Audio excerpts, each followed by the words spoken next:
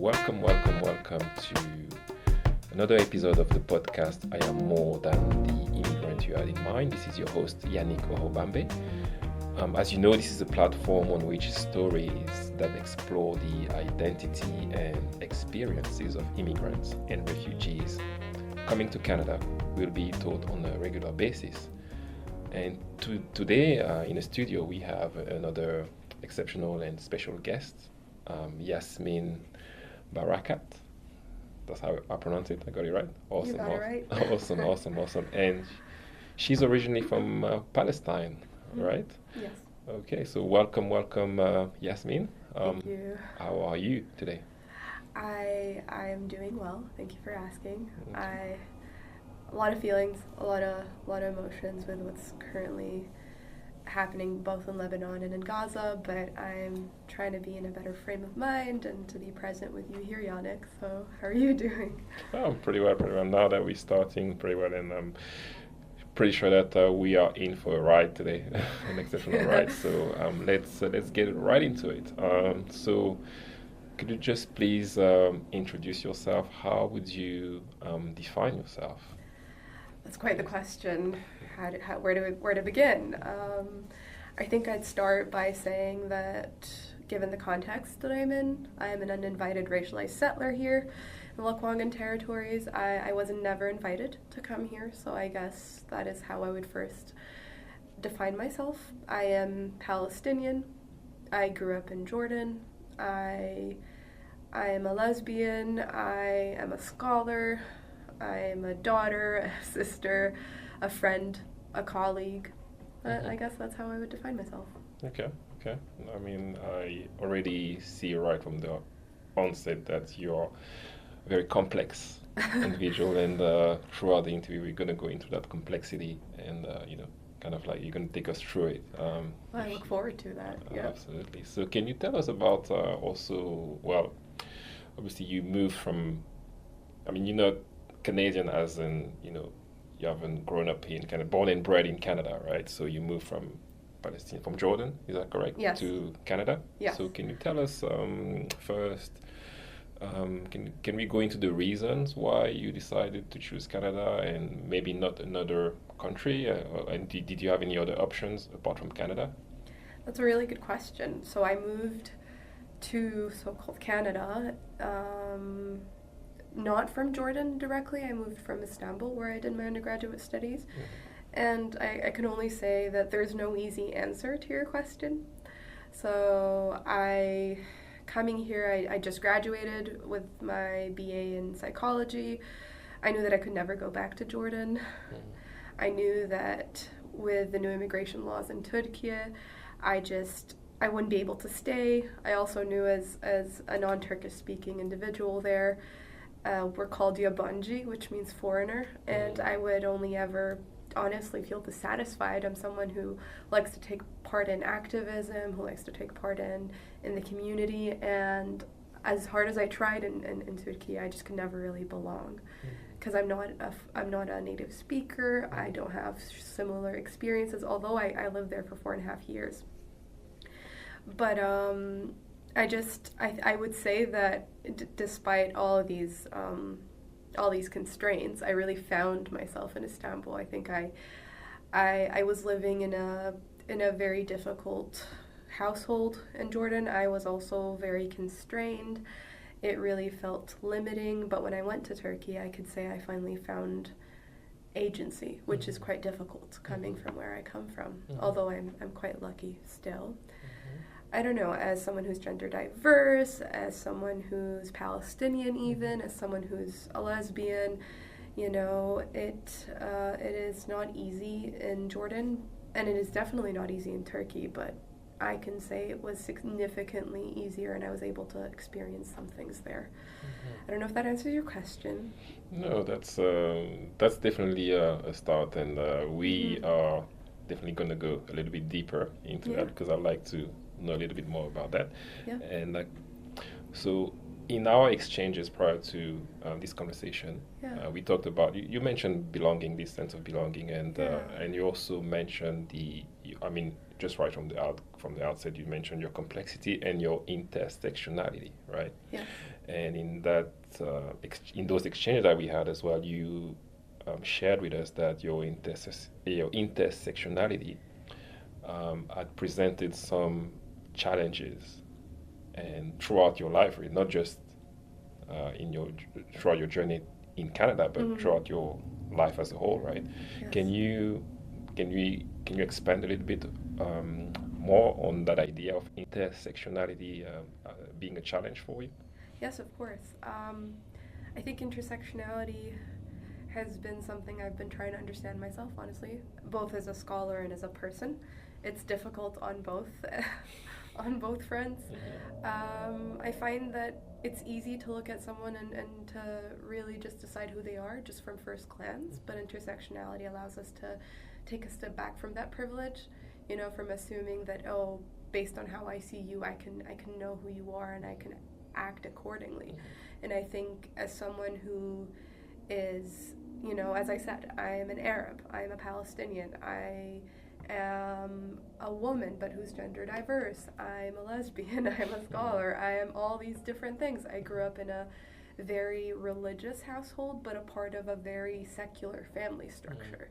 So that alone was quite difficult to navigate because I was always constantly grappling with both having the freedom to think and to be, but also being constrained by everything that my identities didn't fit, I think is how I started to view intersectionality because, as a woman alone in Jordan, I could do just fine. I could go the typical way. I could, get a degree, get married, have kids. But, if you add the lesbian layer, if you add the gender diverse layer, if you add my scholarly interests, if you also add my being a Palestinian, ultimately I would be, I wouldn't be able to have a life there. If I'm being honest, I wouldn't be able to live authentically. I would be faced with challenges. I would be faced with the honor culture, with the idea that there's a place that I need to stick to. Like, you're seen as someone that needs to stay in that box, and I guess that's how intersectionality means to me. It's not a straightforward answer. I did not define it according to Crenshaw, who's the scholar behind it, but this is how I define intersectionality in my life. Okay, so it sounds to me that your definition of intersectionality is coming from an experience, right? And so could I get you to think about your ideal definition of intersectionality? I mean, what if you were in an ideal world, right? And if you were not coming from a place of experience, how would you define it? That's a really, really good question. I think if I was in an ideal world, I would define intersectionality as just, again, the scholarly constraints pull me back, but I think how I would define it is basically we would see a set of different positions that intersect and shape a person's life. So say you are someone who's white and male and coming from an upper middle class family, and let's say also coming from a nuclear family of 2 siblings and parents. Ideally you would be set up for a life of comfort, maybe not success, but comfort. I think that's how people see a utopic or an ideal situation where intersectionality basically not privileges, but these intersecting identities add up to a privileged person. I can't imagine an ideal or utopic situation where intersectionality would be advantageous. I don't see it as such. I just see it as a way of understanding how our identities either privilege us systematically or, systematically constrain or marginalize us as people. That's how I see it. Okay. Let me give you another perspective, or think about another perspective. What do you think about the concept of taking the best of all of the worlds that we are navigating around, right? What do you think about that perspective? Just bring the best. So some people might say, let's say, when they are from a double culture, they could say, okay, I'm going to try and take the best of that culture and that culture and bring it together. And because where I'm going with that is my ideal definition of intersectionality. I like to see it as associated with one of my favorite dessert, which is fruit salad. So, so I see that as a combination of different fruits coming together, and then it brings something additional to the taste. And so, I mean, can you just give us your thoughts on that definition, or what does that bring to you? What does that bring into your mind? What I just shared with you. Yeah, well, first of all, I love fruit salads, so that's my first thought. Okay. Lovely Awesome. analogy. I think what it brings to my mind is that I'm someone who has a critical perspectives on things, and more often than not, that could be very realist, and it could be very stuck. And I see what you're saying. You're asking me basically to stretch my zone, and I really appreciate that. I think in an ideal world, I agree, a fruit salad is a wonderful thing, but in my mind, I would probably think of how you would make one of my favorite dishes, for example. It's called munsaf. I think if we were to take my favorite dish, deconstruct it, and put it all back together, I think, I see what you're saying. I think definitely. I think if we chose to see the best in people instead of seeing the worst in people, I think to find commonalities despite all of these,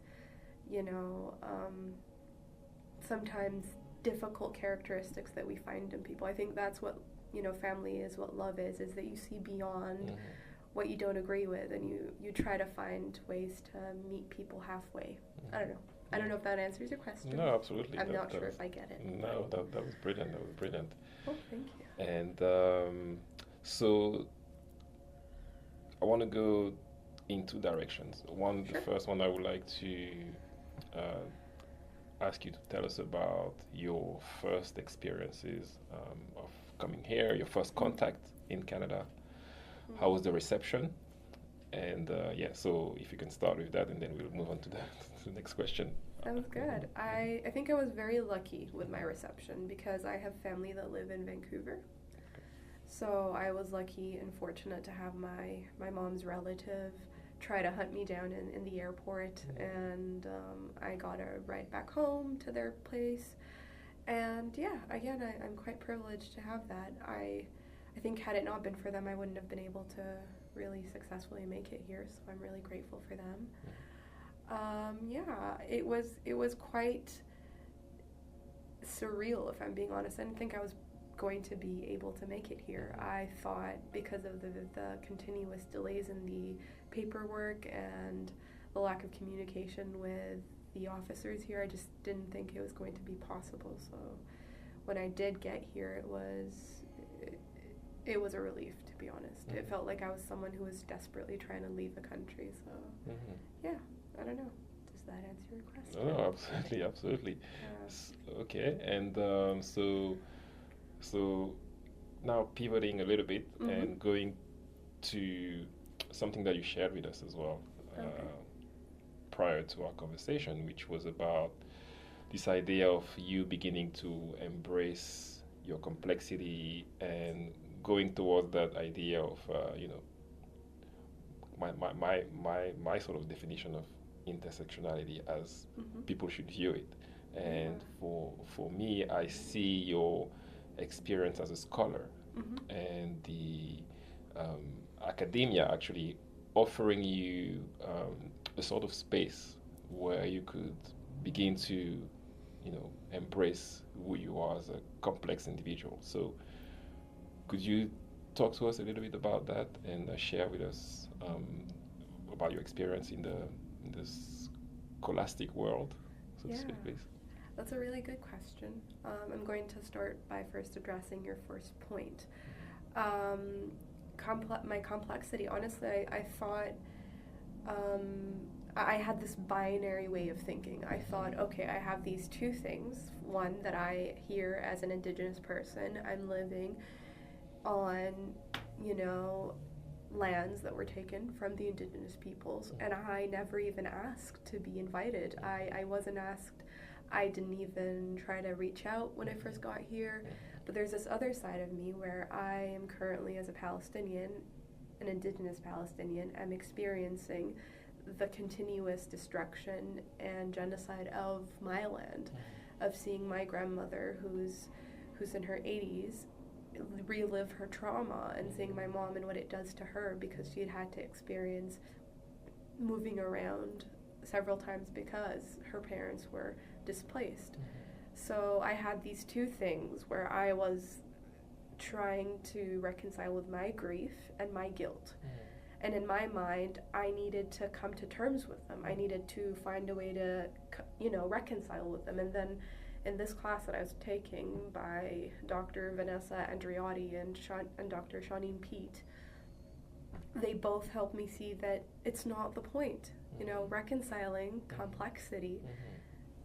Reconciling things just never gets you anywhere. We are not meant to think in binary ways. I think that kind of thinking stems from the need for clarity and the need to be comfortable. And I think the first step anyone should do here really is to be uncomfortable. We are not meant to feel comfort, especially in the face of colonization. If you feel comfortable, you will feel, honestly, not only just, comfort equals complicity. So I started to think that I don't need to stop feeling my grief or my guilt, that they both have places. And that idea really is where you can find a stretch zone. You stretch both your feelings of guilt and your feelings of grief, and then you move forward. That's how I came to terms with my complexity, the multiplicity that is in complexity, which I wouldn't have been able to do had I not had incredible mentors, like I said, who helped me see that the first way to do this is compassion. It's self-compassion. Yes, it's, you'd think it's obvious, but really to me it wasn't. So yeah, I guess that's to address your question. Let me ask you this then. Talking about compassion and self-compassion, if you were to talk about also the idea of colonialism and imperialism and the idea of people not being able to see in the other, or see the other in the fullness of their humanity, would it be fair to say that self-compassion, as much as it's important for a person, that self-compassion is important for people on both sides of the table, so to speak. So I guess the point where I'm trying to go with this is that not to find any excuses for anything, but maybe somewhere along the line, as a human race, we have forgotten to be compassionate, or that compassion is missing. This is like a missing piece in our connection, in the human connection. And as long as that piece is missing, then it will be really hard for human beings in general to connect, right, at a very deeper level. Yeah, I couldn't agree more. I think prior to even thinking about compassion is authenticity. See, we're told to act and live a certain way, and because of how I grew up, I was taught to be the least authentic version of myself. And slowly, as I started to, grow up, I noticed that I was constantly molding myself to fit in a certain narrative or to fit in a certain way, just to be palatable, to be consumable as a person. And then I noticed that to even begin to think about compassion and self-compassion recently, I was thinking I need to be as authentic as possible. And then you might argue, what is authenticity? And I think it's just really living your truth. And I think what's really missing is a lot of people are reluctant, and I don't blame them. We're living in a very hyper individualistic country at the moment, and I don't think you can get authenticity or self-compassion without family, without community, without loved ones. Because sometimes if you don't have it for yourself, someone else can show you how. I think that's the only way I can think about it is you start small, you start with yourself, you start with your family or with your chosen or preferred family, and then you work your way outwards, is what I would say. Yeah, that's very insightful. And I want to go so many directions. As you were talking about your, I would say your career or your journey as an academic, I was curious to get a little bit deeper into it, and kind of like wanted you to take us into a typical day in your classroom. I mean, how, because obviously this has had a profound impact on you, right? As far as opening up your mind, and so could you please just briefly take us into a typical day in your classroom? We kind of recreating your classroom here in the studio. And I thought it was a Saturday. Well, yeah. So please do. I would love to do that. So at the moment, I'm taking a course called Reflexive Thematic Analysis. This course is basically how to do scholarship, but in the most reflexive way. That means you don't situate the researcher as someone who's objective, as someone who is detached from the data, detached from the participant, but rather subjective. And I am someone who's a core believer that just thinking about a subject matter that I want to study means I am subjective. There's no objectivity in any kind of discipline in academia. I'm someone who wants to become a qualitative researcher, and that means that I want to learn about people's lived experiences, but I will also want to be able to capture their voices with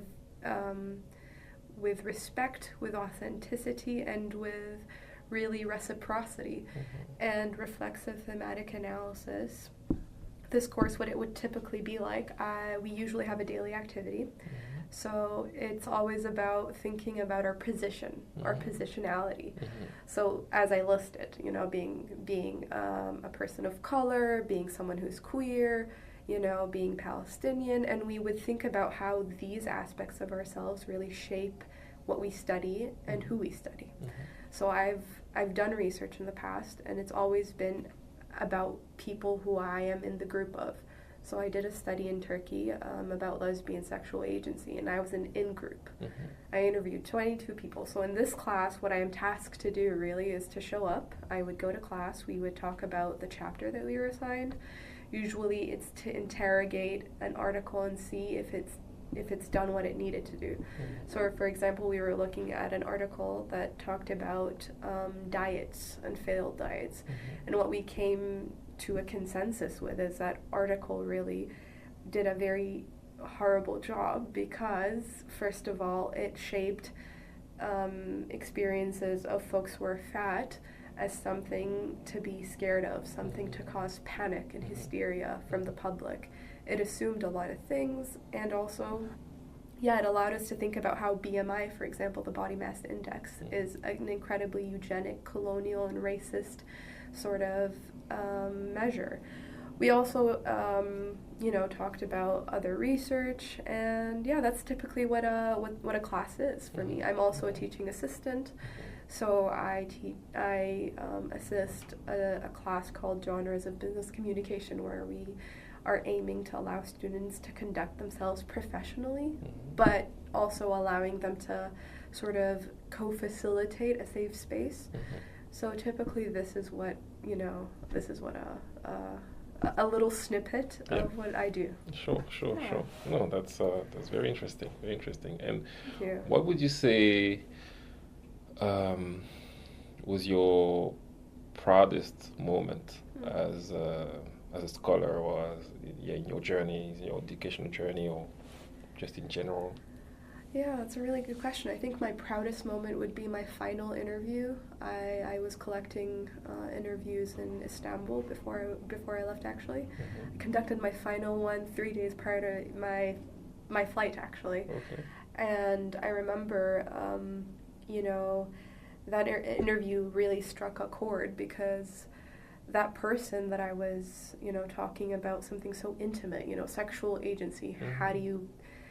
how do you talk about something like that really without having a lot of insight and without also being vulnerable and open to new experiences? Mm-hmm. So I was so profoundly in awe of my participant who, despite all the risks, despite living in a country that was starting to not only further pathologize but even, you know, vilify and demonize queer people. Mm-hmm. So, you know, that person, they gave me 2.5 hours of their time. We talked about my interview questions. They were so insightful.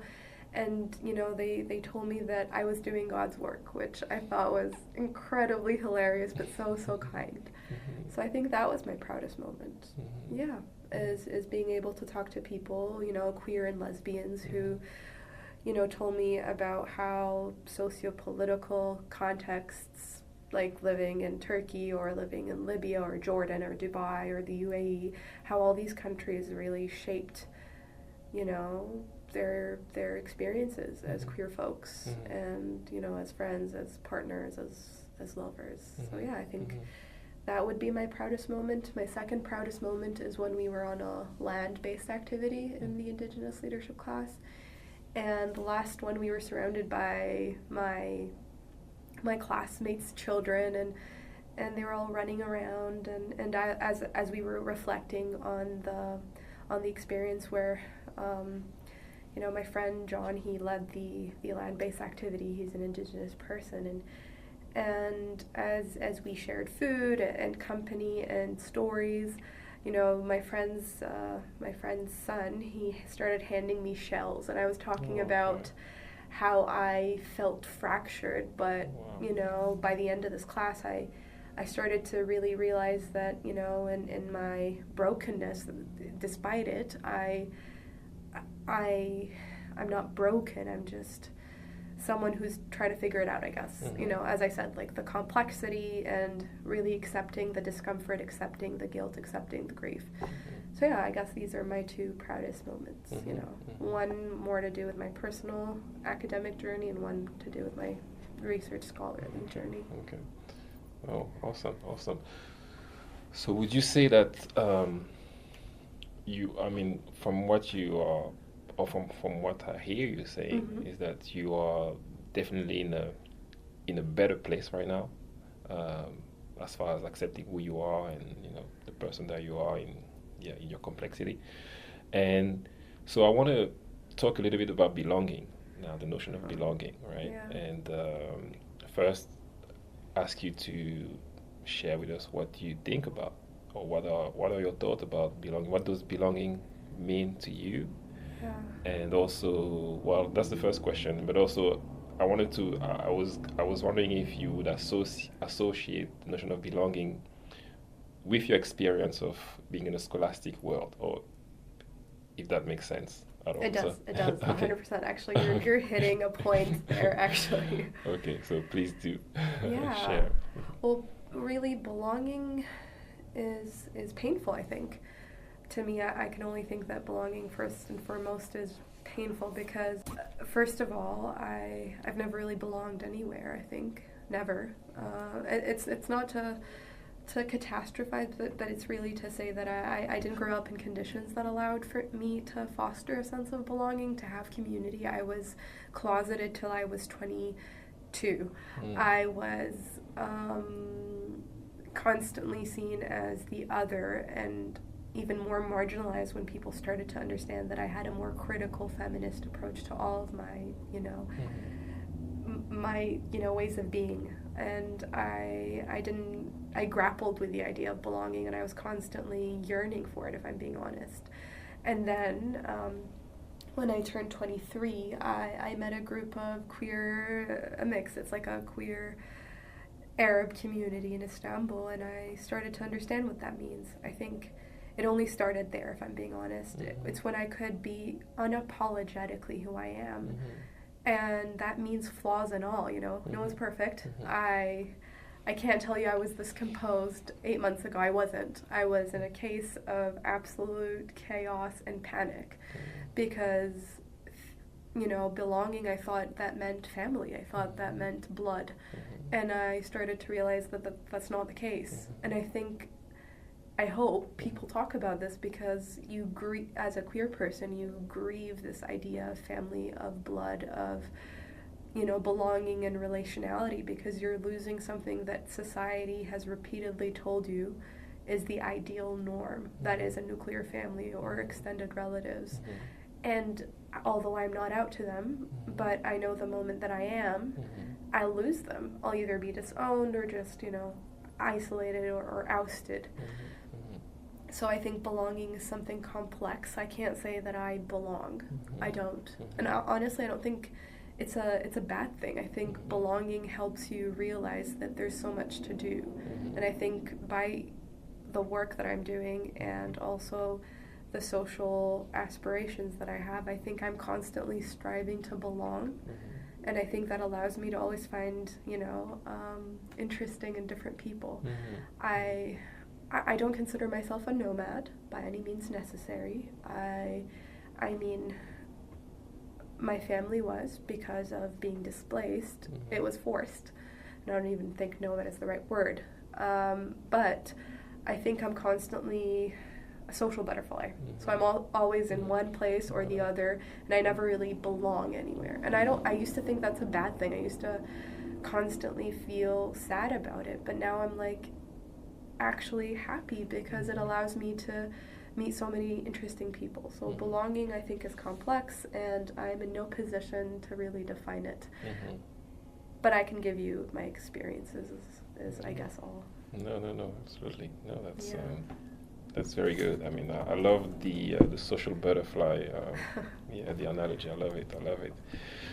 So let's pivot a little bit and go back to this idea of being, or let's think about those folks who have given you unwanted and unwarranted attention. Yes. Because you know we talked about it a little bit, and let's go into the mind of or into their mind, right? And let's hypothetically say that a person came to you after realizing that they were behaving in such a way because of complete ignorance, right?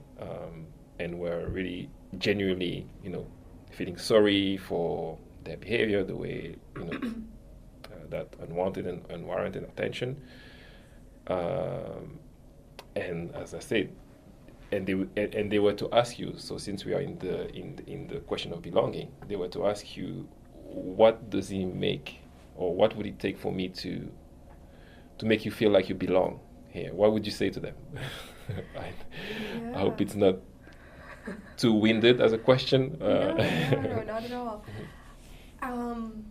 Honestly, I would say, where do they come off asking me this? I don't think anyone should ever have the power to be able to make someone feel like they belong, because these people that I unfortunately experienced some very discomfort.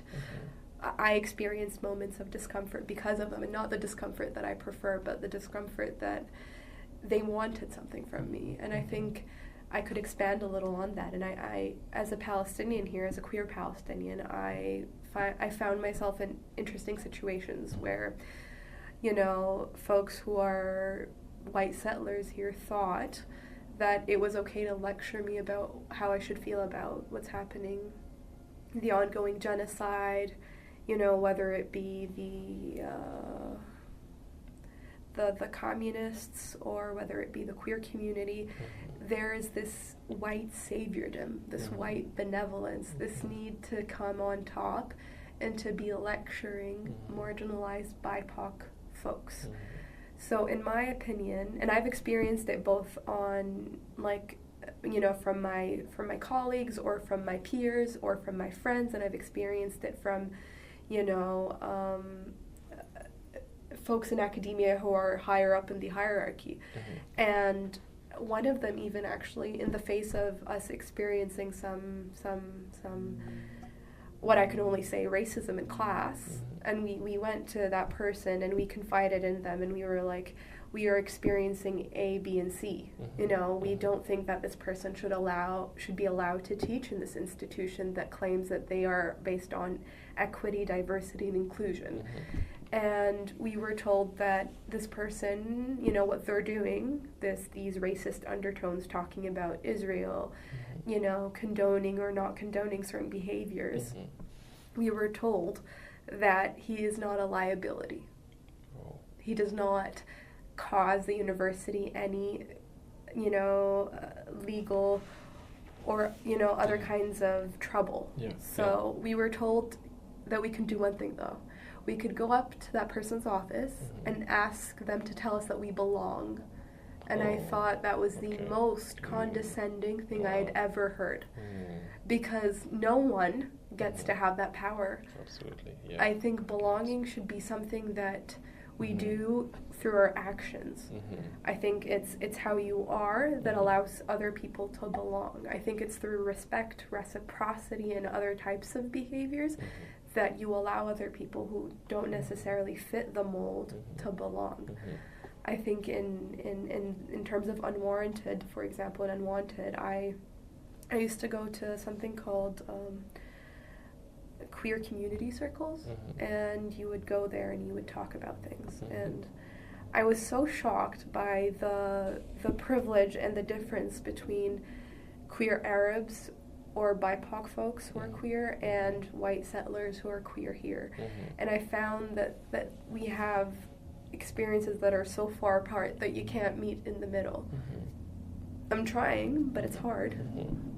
In any case, after that I was approached by someone who not only eroticized what it means to be Arab and what it means to be Muslim, but also chose to lecture me about what's going on, the genocide, by telling me what they took in class.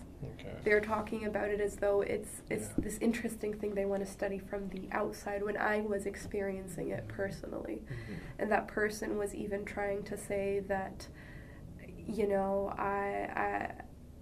sorry, I mean, honestly, they left me with this statement, let's just say.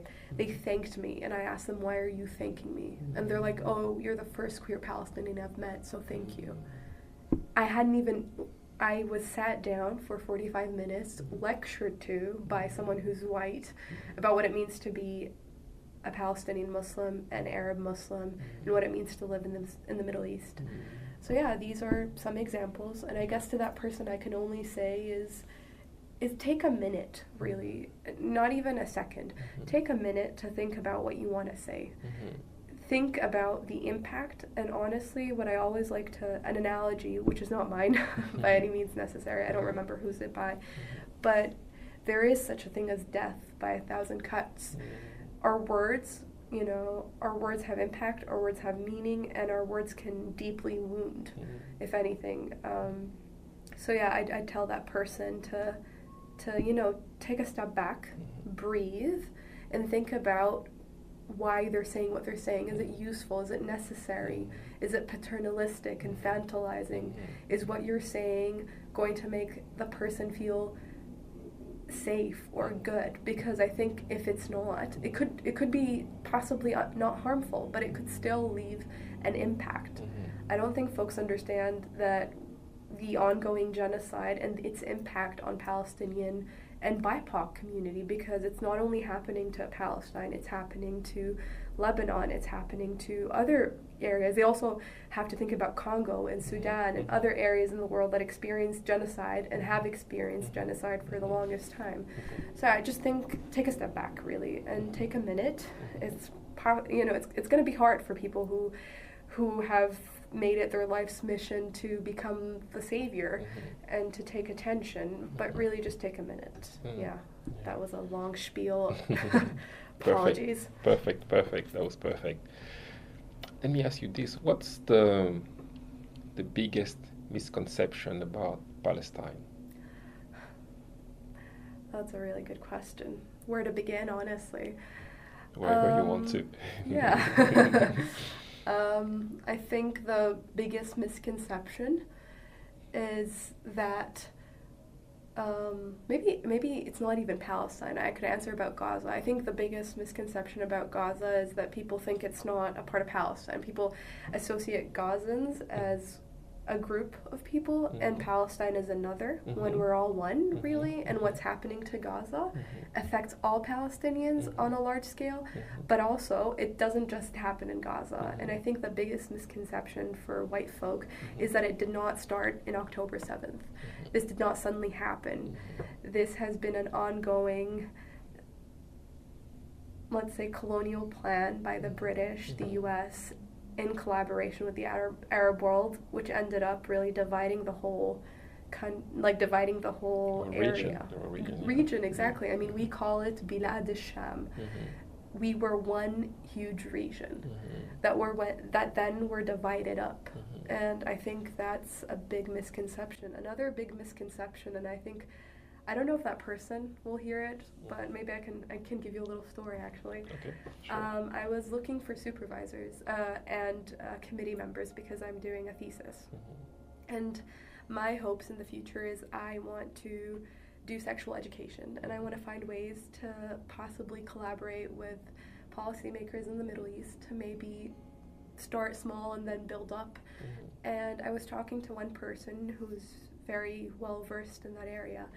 And do you want to know what they told me about being please. Middle Eastern? Yes, please. Yes. They're like, oh, did you know that Hamas cuts off gay men's penises off? Quite literally.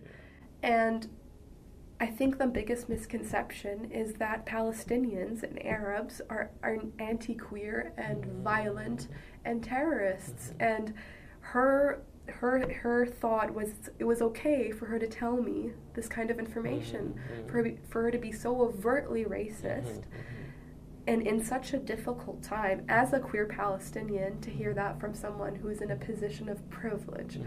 So yeah, I think that is one of the biggest misconceptions is the homophobic Arabs who are, a few decades behind the West. Something like that, I think. Okay. And so now that we talked about the biggest misconception, can we talk about the biggest truism about that region and Gaza and Palestine? That's a beautiful question. I think it's people's resilience. I think it's our connection to our land. I think it's also our connection to our community. Like you see me wearing this kofiyeh, or we have watermelons to symbolize our flag and our resistance. But I think what I've realized, a lot of folks who are not Palestinian, who really are, let's say, pro-Palestinian, understand how resilient people are and how unyielding in terms of this resistance. I think people who really understand it understand how much Palestinians are willing to fight for their land. So I think that's the biggest truism, if we were to look at it, of course, from a pro-Palestinian perspective. Okay. And can we look at it from... is there any other way to look at it? Do you have... if you wanted to look at it from a broader perspective, maybe some people just think, Palestine, and when they think of Palestine, they think of olive trees, they think of fig trees, they think of lemon trees, they think of the religious monuments that are in the country. They think of the long, long history. Yeah. And what about philosophically? What's the biggest truism about Palestine in the region? Philosophically, that's a really, really, really tough question. I don't know. I always like to go back to this person. I brought a book with me today. Oh, awesome. Yeah, and I think the biggest philosophical idea that Palestinians, let's say scholars have, is honestly our decolonial perspective that I really appreciate. Our ideas of land and our ideas of, honestly, academia through poetry, through resistance, through novels, through oral storytelling, and I think that but I will definitely look into the philosophy part. Now I have a Awesome. pending question in my mind. Brilliant. So as we sort of go toward the end of our conversation now, and we talked about poetry, and I love poetry because I write poetry as well from time to time. Yeah, that's one of my hats, one of my other hats. So I would like you to think about some words that you want to leave us with, words of wisdom, thoughts. It could be something from this book that you brought, A Child in Palestine, maybe a few lines from it that you want to read to us. I mean, anything that you want to leave us with, just to kind of like wrap this beautiful conversation up. Yeah, I think, I mean, I actually flagged 2 pages. Maybe I can show you. Okay. Yeah, Yes. the first line I'd like to read you is, the book is The Cartoons of Najid Ali. It's called A Child in Palestine. I'd highly recommend everyone to really look at it, and I will read page 115. Both women and girl, deeply rooted in the land to which they belong, drive away the Israeli soldier and the deformed Arab elites. I think in our Palestinian culture, how women and girls are situated is incredibly powerful. We have a belief that we are part of the land, and I think this illustration where basically a woman and a girl are rooted quite literally into the ground, and our resistance is by the steadfastness of this position that we take where we defend land. And I have the utmost respect. I've never had that growing up. I grew up in a country that never even taught me about my own history. But I'm lucky and fortunate that resources out there exist. And the last thing I'd like to read about resistance, in a desolate landscape, a defiant hand carrying the Palestinian flag bursts through the rocky ground, signifying a new spring. And I think, despite all of the ongoing atrocities, what I'd like to leave with your listeners is basically that, being defiant, living in discomfort, and resisting, there is possibility, there is hope, and there is a new spring that can approach. It's just we have to be willing, really. And I think that basically is what Najid Ali to me is. He's someone who's drawn Hamdallah, who is basically him as a child, facing his back towards us, and basically trying to tell us stories through poetry, through illustration, about the resistance that is, ongoing in Palestine. Wow. So let me ask you this then, I kind of like gather that you're a hopeful person, you're an optimist. Yeah, would you say that? Not quite. I hope so. I strive to be an optimist. Okay. Yeah. All right. Awesome. Any final words I want to leave us with? Yeah, maybe I will. I actually called my grandma, telling her about, the fact that I wanted to take part in a podcast, and like if she had any folk tales or yes, or any insights. Yes, please. And we love it. Yeah. And unfortunately, she didn't have a good day today, but she did strangely tell me that, every time she closes her eyes and thinks about Europe and its so-called beauty, she thinks that Palestine is 1,000 times more beautiful in her eyes. She was forced to leave the beauty of Jerusalem and Gaza, and, she was like, I woke up and I found myself in a desert, which, Jordan compared to Palestine is a desert. When she also visited the borders of Gaza, and she visited it with her relative, and it was an interesting image that she was telling me. She saw the house and the destruction of their property, but she also saw the beautiful field of cotton below. And she was like, Israelis gave Gazans only a piece of land and took everything else. And, you know, when I asked her, do you have a word? You know, would you give me just one word? And, you know, she said something in Arabic, which I'll say.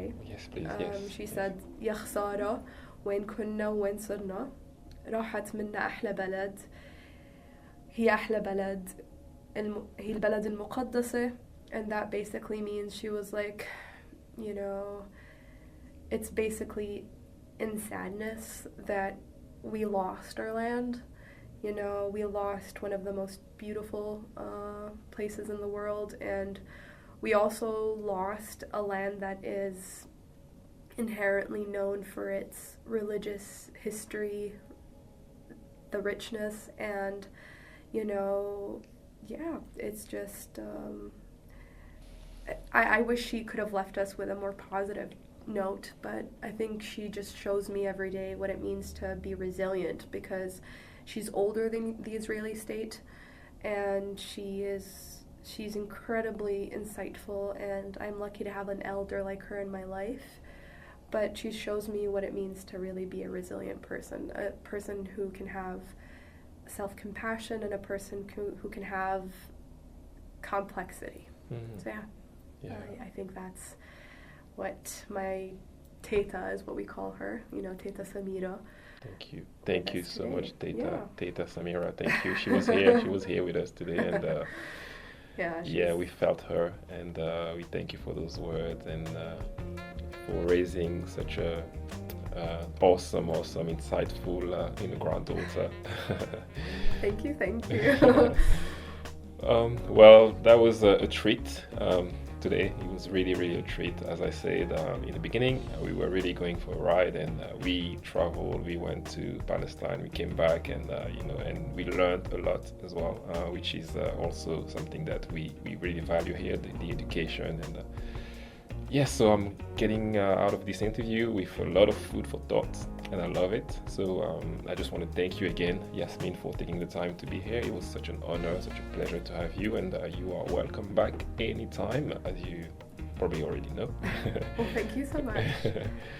I can only say, well, in Arabic actually, تشرفنا. That means it's been my honor, so thank you. Thank you so much, Yasmeen. Thank you.